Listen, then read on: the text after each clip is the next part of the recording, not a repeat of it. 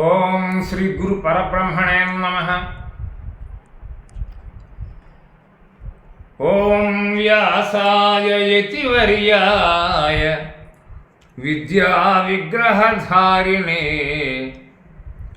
నమస్తే పరమానందదాయినే పరమాత్మనే.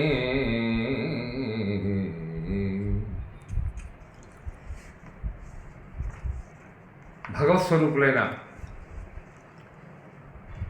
భక్తవరులందరికీ శ్రీ వ్యాస భగవానుని మంగళాశీస్సులు, నా హృదయపూర్వక నమస్సమాంజలి. సుకృత శ్రీ పద్య సౌరభాలు. ఈనా భూమియ స్వర్గం, ఈనా మానవుడే దేవుడు, ఇహమే పరమౌ, ఈనా వెలుగే రవిశసులు, ఈనా పరబయలే పూర్ణమిప్పుడు. సుకృతి సుకృతి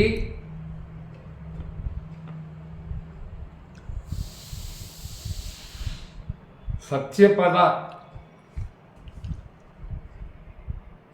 పరాకృతి విను.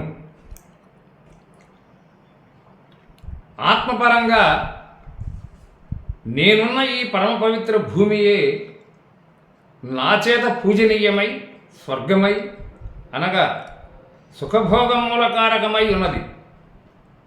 ఈ సర్వజీవరాశులలో అత్యంత శ్రేష్ఠుడైన ఈయన మానవుడే అనగా కొత్తగానివాడు, ఎప్పుడునూ కాల విభజన లేనివాడు, అందువలన దేవుడైన వాడు, ఇహమే పరమైనవాడు. ఈయన పరమైన బయలే అనగా పరిపూర్ణ పరబ్రహ్మముగా అవ్యయుడై ఉన్నవాడైనాడు అని నీ హృదయ కమలమున సదా ధ్యానముచే దర్శించుము. మానసమానందంబై ఆనందము పట్టలేనిది అపరిమితంబై, నేనే నేనై నేనేనై తానేనై తానే నేనవుదు ఎల్లతావుల సుకృతి.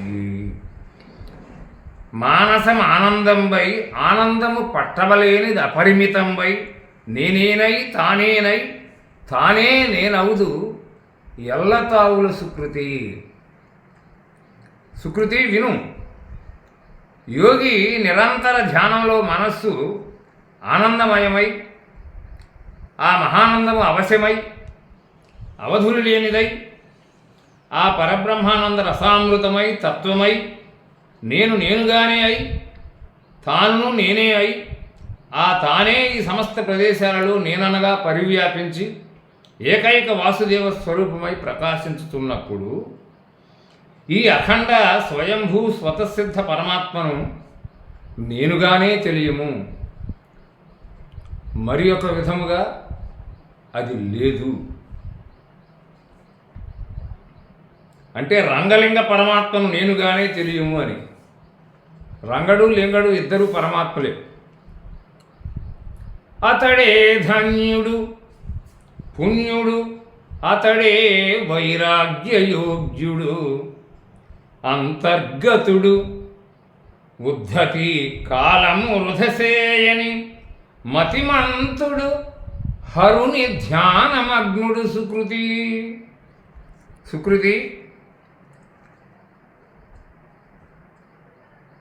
స్వస్వరూప అనంతాకృతి విను. ఈ లోకంలో వైరాగ్య సంపన్నుడై నిరంతరం అంతరాత్మలో ఆయు ప్రమాణంతో కూడిన కాలమును వృధా గానీయక సద్బుద్ధిమంతుడై సర్వమంగళప్రదుడైనట్టి శివధ్యాన పరాయణుడెవడో అట్టి మహాత్ముడే సర్వజనుల్లో ధన్యజీవనుడుగాను పుణ్యవంతుడుగాను పరమ పురుషార్థ జీవనుడుగాను తెలియబడుతున్నాడు. తొలిదొల్త భూత సృష్టికి ఇలలో కులవర్ణమెచ్చులే తచ్చుల నేను కల్పింపలేదు, నేటికి కలవెన్నో స్వార్థపరుల కల్పన సుకృతి. తొలిదొల్త భూత సృష్టికి ఇలలో కులవర్ణమెచ్చుతే తచ్చులనేం కలిపింపలేదు.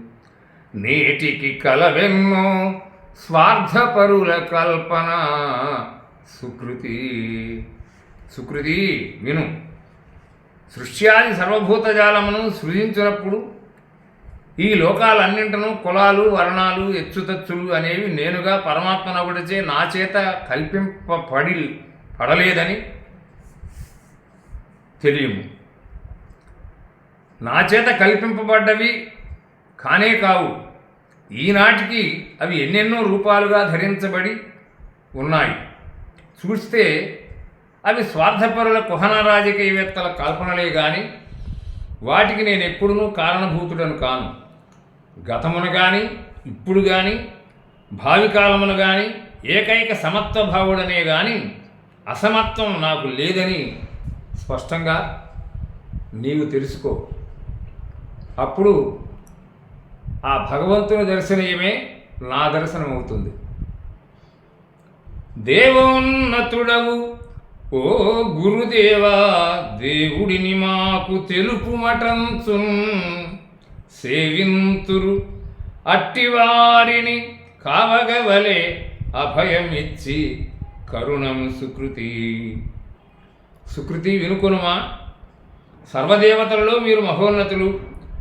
ఓ గురుదేవా, ఆ దేవుణ్ణి గూర్చి మాకు పరిపూర్ణముగా తెలియజేయండి, బోధించండి అని వినయంతో శరణాగతులై ప్రార్థించే వారిని తప్పకుండా గురు మహాత్ములు దయాహృదయులై అభయం ఇచ్చి ఆశ్రిత పక్షపాత్రులై మరి రక్షింతురు అనడంలో ఎటువంటి సందేహము పొందవలసింది లేదు. దేవుండెచ్చో నుండెను దేవుని గని చూపగలుగు దేవుడవీవో ఈ విధినను ప్రశ్నింతురు కావర గుణులెట్లు నన్నుగాంతురు.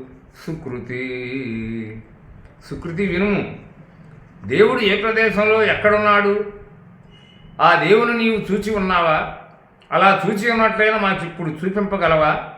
నీవేనా ఆ ఒక్క దేవుడు అని ఈ విధంగా హేళనంతో నన్ను ప్రశ్నిస్తూ పరిహాసములాడుతూ ఎట్టివారైతే ఉన్నారో అట్టివారు కావరము అంటే ఓ దేవదేవ అనే గుణానికి సంబంధించి రావా అని వేదనతో నన్ను వేడుకొనడి వారై ఉండవచ్చును కదా. అది పరాభక్తి కాకూడదు అనేదేమున్నది? వారెట్లు నన్నుగా నెపం పెట్టుకొని అఖిలాండకోటి బ్రహ్మాండ నాయకుణ్ణి, ఆది మధ్యాంతరహితుణ్ణి, అవాంగ్మానస గోచరుణ్ణి త్వరలో తేరిపార చూడ కోరుకున్న వారికి మరి భగవంతుడు కనపడకపోతాడా? వారు తప్పక చూడకపోతారా? ఆ భగవంతుని అనుగ్రహం ఎట్లున్నదో వేచి వేచి చూద్దాం. హరి ఓం తత్సత్. ఇది సత్యం శివం సుందరం.